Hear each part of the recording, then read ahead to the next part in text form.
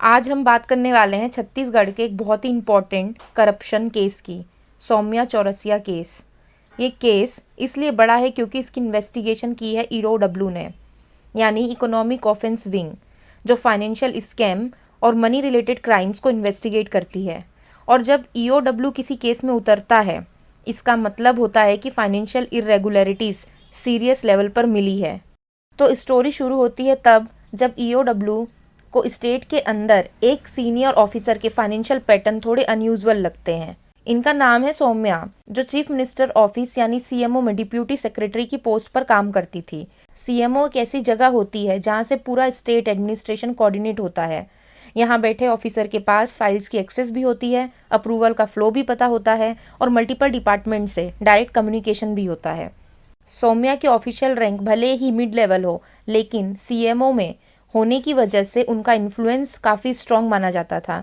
उनके रोल में डिपार्टमेंट से आने वाली फाइल्स देखना, प्रपोजल वेरीफाई करना और पॉलिसी मूवमेंट ट्रैक करना शामिल था। इस वजह से उन्हें स्टेट गवर्नेंस की फंक्शनिंग का डीप एक्सपोजर था।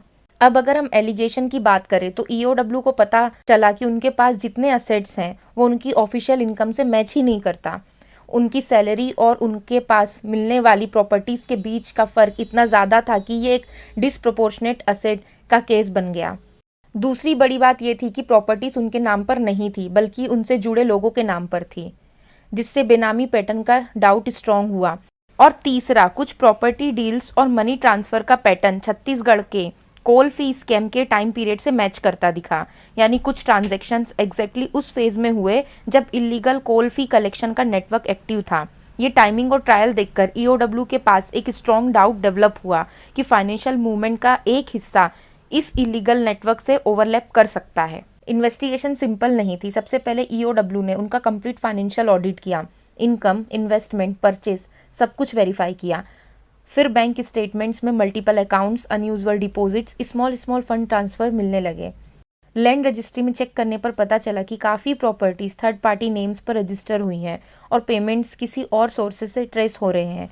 डिजिटल फॉरेंसिस में चैट्स, स्कैन पेपर्स और ट्रांजैक्शन रिकॉर्ड्स मिल गए, जिससे डील्स का लिंक बनने लगा। और कुछ लोगों ने स्टेटमेंट में भी एडमिट किया कि प्रॉपर्टी उनके नाम पर थी, पर पैसे और डिसीजंस कहीं और से आते थे। और इसी सारी एविडेंस चेन को कंपाइल करके ईओडब्ल्यू ने लगभग 8000 पेजेस की चार्जशीट तैयार की। अब हम ये देखेंगे कि ये केस हाई प्रोफाइल क्यों बना। सबसे पहला रीज़न, पोस्टिंग सीएमओ में। जब टॉप लेवल एडमिनिस्ट्रेटिव ऑफिस से जुड़ी ऑफिसर पर एलिगेशन आ जाए तो मैटर ऑटोमेटिकली सेंसिटिव हो जाता है। दूसरा, असेट मिसमैच इतना बड़ा था कि नॉर्मल फाइनेंशियल प्रोफाइल से उसकी एक्सप्लेनेशन पॉसिबल ही नहीं थी। तीसरा ये कि प्रॉपर्टीज़ एक नेटवर्क के थ्रू हैंडल हो रही थी, जैसे एक ऑर्गेनाइज सिस्टम हो। अगर हम रिसेंटली हुए कुछ और केसेस देखें, जैसे पंजाब वाले डीआईजी भुल्लार का केस या तेलंगाना के गोपाल मेशेट्टी का, तो पैटर्न सरप्राइजिंगली सिमिलर मिला है। पंजाब वाले केस में पुलिस ऑफिसर के पास मल्टीपल बेनामी प्रॉपर्टीज निकली, डील्स कहीं और से होती थी और पेमेंट थर्ड पर्सन के अकाउंट से। तेलंगाना वाले केस में मिड लेवल ऑफिसर्स के पास इनकम से 7 से 8 गुना ज़्यादा असेट्स मिल गए। वहाँ स्केल छोटा था लेकिन मेथड सेम, इनडायरेक्ट ओनरशिप और लेयर ट्रांजेक्शन्स। तीनों केसेस में कॉमन क्या है? रियल इस्टेट का हैवी यूज, बेनामी रूट, फ्रेगमेंटेड मनी ट्रायल और मॉनिटरिंग एजेंसीज का लेट एक्टिवेट होना। ये केस एक लार्जर प्रॉब्लम हाईलाइट करता है कि हमारे सिस्टम में मॉनिटरिंग स्ट्रॉन्ग नहीं है। असेट डिक्लेरेशन फॉर्मली होती है पर इनका रियल वेरिफिकेशन नहीं होता। सेंसिटिव पोस्टिंग पर भी ओवरसाइट वीक होती है। रियल इस्टेट में प्रॉक्सीज का यूज़ करना बहुत ईजी है और विजिलेंस एजेंसी कंप्लेंट्स आने के बाद ही एक्टिव होती हैं। सेल्फ मॉनिटरिंग मैकेनिज्म स्ट्रॉन्ग है ही नहीं। तो सौम्या चौरसिया केस सिर्फ एक करप्शन मैटर नहीं है, ये एक वेकअप कॉल है कि सिस्टम को ट्रांसपेरेंट, अकाउंटेबल और विजिलेंट बनने की कितनी ज़रूरत है। तो पैरेलल फाइनेंशियल नेटवर्क्स खुद सिस्टम के अंदर ग्रो हो जाते हैं।